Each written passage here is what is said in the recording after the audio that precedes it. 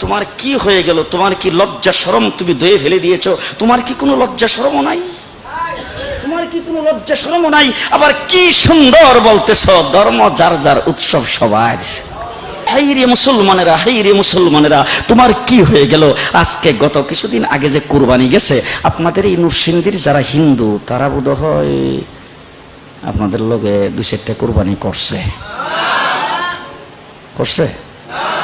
একটাও করে নাই? একটাও করে নাই? আপনাদের মাধবদী বাজারে ব্যবসা করে এরকম হিন্দু আছে না নাই? নরসিংদী বাজারে ব্যবসা করে এরকম হিন্দু আছে না নাই? মুসলমানদের সাথে তাদের ব্যবসা লেনদেন আছে না নাই? আরো জোরে বলেন, আছে না নাই? তাইলে আমার যখন কুরবানি আসলো তখন একটা হিন্দু তো একথা বললো না, তাদের সঙ্গে ব্যবসা করি, তাদের সঙ্গে সমাজ করে চলি, তাদের বাজারে বাজার করি, তাদের সঙ্গে লেনদেন করি, তাদের সঙ্গে উঠা বসা করি। তাইলে তো আমরা আমাদের সামনে কুরবানি যখন মুসলমানদের আসছে তখন ধর্ম যার যার, উৎসব তো সবাই। তারা যখন কুরবানি করে তাদের সাথে আমরাও 2টা কুরবানি দেই। দিছে কোন হিন্দু? জি, আপনার জুমার নামাজ পড়তে বোধহয় আসছে, ঈদের নামাজে তো যায়, সবে বরাতে তো মোমবাতি দেয়। জি, আজ পর্যন্ত কোনদিন মুসলমানদের উৎসব শবে বরাত একটা হিন্দু মসজিদে দেখার জন্য আসলো না। মুসলমানদের উৎসব শবে কদর একটা হিন্দু কোনদিন চাওয়ার জন্য আসলো না। মুসলমানদের উৎসব রমজান মাসের রোজা একটা হিন্দু কোনদিন তোমার সাথে সমাজ করার জন্য রাখলো না। একটা হিন্দু কোনদিন তোমার ঈদের নামাজে আসলো না। একটা হিন্দু কোনদিন তোমার সাথে জুমার নামাজে অংশগ্রহণ করলো না, তোমাকে দেখার জন্য পর্যন্ত আসলো না। তার কারণ হলো হিন্দুরা মনে করে এটা মুসলমানের উৎসব, আর তুমি মুসলমান হই হিন্দুর দুর্গা পূজায় কিভাবে গেলা? আরে তোমার কি হয়ে গেল? তোমার কি লজ্জা শরম তুমি ধুয়ে ফেলে দিয়েছো? তোমার কি কোনো লজ্জা শরমও নাই? তোমার কি কোনো লজ্জা শরমও নাই? আবার কি সুন্দর বলতেছ, ধর্ম যার যার, উৎসব সবার। হাই হাই হাই, ও মুসলমান যুবকেরা ভালো করে শোনো, ধর্ম যার যার, উৎসব সবার। তাইলে বিয়া যার যার, বউ তো সবার। জি, বিয়ে যার যার, বউ সবার, পুষ্কুনি যার যার, মাছ সবার, গাছ যার যার, ফল সবার, ক্ষেত যার যার, ফসল সবার, দোকান যার যার, মাল সবার। এখন ঘুমাইছে কি? কথা বলেন না কেন? তাহলে আমার দোকানের মাল যদি আমার হয়, আমার ক্ষেতের ফসল যদি আমার হয়, আমার গাছের ফল যদি আমার হয়, আমার গাছের নারিকেল যদি আমার হয়, আমি বিয়ে করলে বউ যদি আমার হয়, মুসলমান আমার পুষ্কুনির মাছ যদি আমার হয়, তাইলে ধর্ম যার, উৎসব তার। ধর্ম যার, উৎসব আরো জোরে, ধর্ম যার, উৎসব, ধর্ম যার, উৎসব তার। ও আমার ভাইরা, হিন্দুরা আমার দেশে যারা বসবাস করে তারা আমার দেশের নাগরিক ভাই। কি ভাই? নাগরিক ভাই। সুতরাং নাগরিক সুযোগ সুবিধা যেটা বুক করা সেটা তারাও বুক করবে। রাষ্ট্রের নাগরিক সুযোগ সুবিধা তারা বুক করবে। আমরা মুসলমানের দেশ, বাংলাদেশ সাম্প্রদায়িক সম্প্রীতির দেশ। আমরা কোনোদিন তাদের পূজাতে আক্রমণ করব না, তাদের কোনো অনুষ্ঠানে আমরা বাধা দিব না, তাদের ব্যবসা বাণিজ্যে বাধা দিব না, তাদের চলাফেরাতে বাধা দিব না, তাদের কোনো কার্যক্রমে বাধা দিব না। নাগরিক সমস্ত সুবিধা তারা বুক করে বাংলাদেশে বসবাস করবে। এইটা দেওয়ার জন্য যদি আমাদের কোনো যুদ্ধ জাহাজ করা লাগবে সেটাও আমরা করব। তবে মুসলমান কোনোদিন হিন্দুদের পূজায় যাইতে পারবে না। হিন্দু জীবন আমাদের কোনো পূজায় আসে না। ঠিক না বেঠিক? ঠিক না বেঠিক? হ্যাঁ, মুসলমান কি সুন্দর। আমার দেশের মুসলমানদের ছেলেপেলাদের পর্যন্ত আজকে গায়ে রং লাগানো হচ্ছে। মুসলমানদের ছেলেপেলাদের, ছেলে মেয়েদের গায়ে রং দেওয়া হচ্ছে। তার কারণটা কি? বলে ধর্ম যার যার, উৎসব সবার। ধর্ম যার যার, উৎসব সবার। তাইলে তুমি যখন উৎসব করলা ঈদের দিন, তোমার ঘরে সেমাই পাক হলো, কোন হিন্দুর ঘরে সেমাই কিনছে জীবনে? রাগ করতেছেন মনে? রাগ করতেছে? তোমার ঘরে যে তুমি সেমাই পাকাইলা ঈদের দিন হিসাবে, তোমার উৎসব হিসাবে, কোন মুসলমানের সেমাই পাক করা দেখা হিন্দু কোনদিন সেমাই পাক করছে? কথা দিয়ে আসতে কম করছে কোনদিন?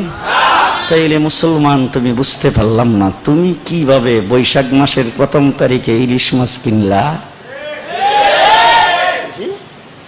আরে তোমার উৎসব তো হইল মুহররম মাসের 10 তারিখ, তোমার উৎসব তো হইল ঈদের দিন, তোমার উৎসব তো হইল শবে বরাত শবে কদরের দিন, তোমার উৎসব তো হইল রমজান মাসের ইফতারের সময়, তোমার উৎসব তো হইল শুক্রবার দিন জুমার নামাজের সময়। তুমি এইগুলি পালন করবা।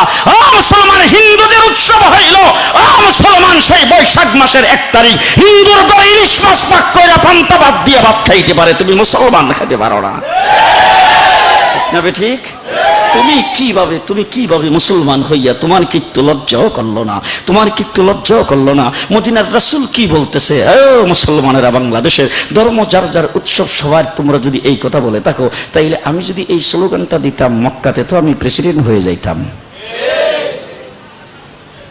কাফেররা এসে তো রাসূলকে প্রস্তাব দিয়েছেন, ঠিক আছে আপনার ধর্ম আপনার জায়গায় থাক, আমাদের ধর্ম আমাদের জায়গায় থাক, সুতরাং একটা কাজ করেন, আপনি একদিন করবেন আর আমরা একদিন করব। আপনি একদিন ইসলামের কাজ করবেন, আমরা সবাই আপনার সাথে থাকবো, আর একদিন আমরা মূর্তিদের পূজা করবো, আপনি আমরা লগে থাকেন। কথা এইটুক যদি করেন তাহলে বিনা বুড়ে প্রেসিডেন্ট। ঘুমো ধরছে না কিটা? বিনা বুড়ে, আপনার বুট দিয়ে বানাইতে হবে না, আবার রাত্রের বেলা বাক্স পরা লাগবে না, দিনের বেলা সেন্টারও দখল করা লাগবে না, এমনি আপনি প্রেসিডেন্ট। আল্লাহ রাসূল সাল্লাল্লাহু আলাইহি সাল্লাম কো তোমরা তোমাদেরটা নিয়ে থাকো, আমি আমারটা লয়ে আসি। সুবহানাল্লাহ কয় না? জিন্দেগিতে কোনোদিন তোমাদের সামনে তোমাদের ধর্ম পালন করা তো দূরের কথা, তোমাদের সামনে মাথা নত করব না, মাথা নত করবো না। শুধু তাই না, আল্লাহর নবী তার চাচাকে ডাক দিয়ে বলছেন, চাচা যত ধরনের প্রস্তাব হতে পারে, তবে শুনে রাখেন আমার এক হাতে যদি সূর্য এনে দেওয়া হয় আর বাম হাতে যদি চন্দ্র এনে দেওয়া হয় আর গোটা রাজত্বের মালিক যদি আমাকে বানিয়ে দেওয়া হয়, তবু আল্লাহ পাক যে উদ্দেশ্যে আমাকে প্রেরণ করেছেন তার থেকে চুল পরিমাণ, জি চুল পরিমাণ এদিক সেদিক হওয়ার মতো কোনো কায়দা নাই। তাইলে যেই নবী তাইফের জমিনে যায় মারি খাইলো কিন্তু সিলিন্ডার করলেন না, যিনি উহুদের লড়াইয়ে দান শহীদ করলেন সিলিন্ডার করলেন না, যিনি মাথা নত করলেন না, হযরতে বেলালকে বাড়ি মালিতে বা মাটির মধ্যে শাস্ত্রানো হয়েছে, হযরতে বেলালকে উত্তপ্ত বালির মধ্যে পাথর চাপা দিয়ে রাখা হয়েছে, তাকে গলার মধ্যে রশি বেঁধে তারপরে রাস্তার বালিকার মধ্যে তাকে শাস্ত্রানো হয়েছে, যেইভাবে হযরতে হাব্বাব আর হুবাইবের উপর নির্যাতন করা হয়েছে, মুসলমান আমির হামজার লাশ তাকে টুকরা টুকরা করা হয়েছে, তারপরও যেই নবী সিলিন্ডার করে নাই, আর তুমি সেই ইসলাম ধর্মে জন্মগ্রহণ করে তুমি কিভাবে বলো ধর্ম চার চার উৎসব সবার? মুসলমান তোমার কি একটু লজ্জাও করলো না? তুমি বিশ্ব নবীর উম্মত বলে দাবি করো, তোমার কি নবীর প্রতি একটু মায়া নাই? নবী কি করেছেন আর তুমি কি করছো? মুসলমানেরা, এই জন্য সবচাইতে বড় জিনিস হলো ঈমান। সবচাইতে বড় জিনিস হলো ঈমান। আমাদেরকে উঠতে বইতে ডাইনে বামে করট ফিরতে কায়ের দিতে আমাদেরকে চিন্তা করতে হবে কোন জায়গায় গেলে ঈমান থাকবে, কোন জায়গায় গেলে ঈমান যাবে। ঠিক না ঠিক? ঠিক না ঠিক? পরিষ্কার কথা বলতে চাই, বাংলাদেশ শতকরা 94% মুসলমানের দেশ। এই দেশটা কিন্তু কেউ মনে মনে ভাবতেছে এই দেশের চতুর্দিকে যেহেতু মুসলমান নয়, এই দেশটা যেহেতু একটা চিপার ভিতরে আছে, এই জন্য যে কোনো সময় এই দেশটাকে বোধহয় গিলে ফেলা যাবে। পরিষ্কার ভাষায় বলে যাচ্ছি, ভালো করে মনে রাখেন, আল্লাহর নবীর মক্কি জিন্দিগিতে বাংলাদেশে ইসলাম আগমন করেছেন। মদিনায় হিজরত করে যাই নাই, মক্কার জিন্দেগিতে রাসূল মক্কার জিন্দেগিতে মক্কি সাহাবী 4 জনের মাধ্যমে ইসলাম আগমন করেছেন বাংলাদেশে। বাংলাদেশের ইসলামের গোড়া বড় শক্ত।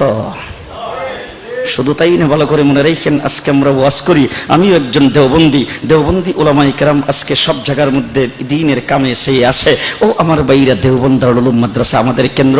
তবে একটি কথা ভালো করে জেনে রাখেন, দেওবন্দে ইসলামানি হাদিসের দশ শুরু হওয়ার 600 বছর আগে আমাদের এই বাংলাদেশের ঢাকার উদূরে সোনারগাঁতে হযরতে শামসুদ্দিন আবু তাওয়ামা রাহমাতুল্লাহ আলাইহি এই জায়গায় হাদিসের দশ শুরু করেছেন। হাদিসের দর্শ এই বাংলাদেশে সর্বপ্রথম শুরু হয়েছে আজকের থেকে প্রায় 800 বছর আগে বাংলাদেশে সর্বপ্রথম হাদিসের দর্শ শুরু হয়।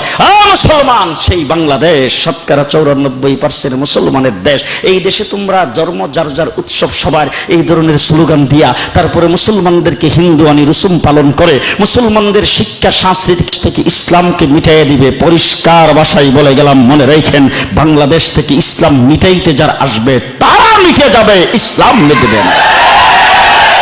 ইসলাম বাংলাদেশ থেকে মিটাইবার শক্তি কারো নাই। তারা যারা আসবে ইসলাম মিটাইবার জন্য তারা মিটে যাবে। আহমদ শরীফ ইসলাম মিটাইবার জন্য আগমন করেছেন, তার জানাজার কবর বাংলার মাটিতে হয় নাই। দাউদ হায়দার ইসলাম মিটাইবার জন্য আসছে, বাংলাদেশে থাকতে পারি নাই। তসলিমা নাসরিন কোরআনের বিরুদ্ধে কথা বলেছে, আজকে জারুর বাড়ি আর চেয়ার বাড়ি খাইতেছে বিভিন্ন জায়গায়। এটা বাংলাদেশ, শতকরা 90% মুসলমানের দেশ। এই দেশে আমরা ইসলাম নিয়ে, ঈমান নিয়ে বেঁচে থাকতে চাই। কি বলেন, চান কিনা? চান কিনা? চান কিনা? আল্লাহ কবুল করুক, সকলে বলেন আমিন, আর জোরে বলেন আমিন। ইসলাম নিয়ে, ঈমান নিয়ে বেঁচে থাকতে চাই। পরিষ্কার ভাষায় বলতেছি, আরাকানও মুসলিম অধ্যুষিত ছিল, কাশ্মীর মুসলিম অধ্যুষিত, সেখানে নির্যাতন চলছে। সিরিয়া মুসলিম অধ্যুষিত, সেখানে নির্যাতন চলছে। আজকে জেরুজালেমে নির্যাতন চলছে, ইরাকে নির্যাতন হয়েছে, মুসলমান গুজরাটে নির্যাতন হয়েছে। বিভিন্ন দেশে মুসলমানদের উপর যেইভাবে নির্যাতন আসতেছে, আমাদের একদিক হলো পানি, তিন দিক হলো ভারত, চতুর্দিকে কাঁটাতারের বেড়া। এমন একটি জায়গার মধ্যে বসবাস করতেছি, যদি আল্লাহ না করুক, মসজিদে বসে বলতেছি আল্লাহ না করুক, আল্লাহ না করুক, সকলে বলেন আমিন। যদি এমন কোন পরিস্থিতি আসে আর আমাদের বুক বরাবর লাইফেলের বন্দুকের গুলি তাক করে যদি বলে ইসলাম ছাড়তে হবে, ঈমান ছাড়তে হবে, বেঈমান হইতে হবে, ওই সময়ে বন্দুকের গুলির সামনে বুক টান করে বলতে হবে আমরা মুসলমান। পারবেন? আমরা মুসলমান।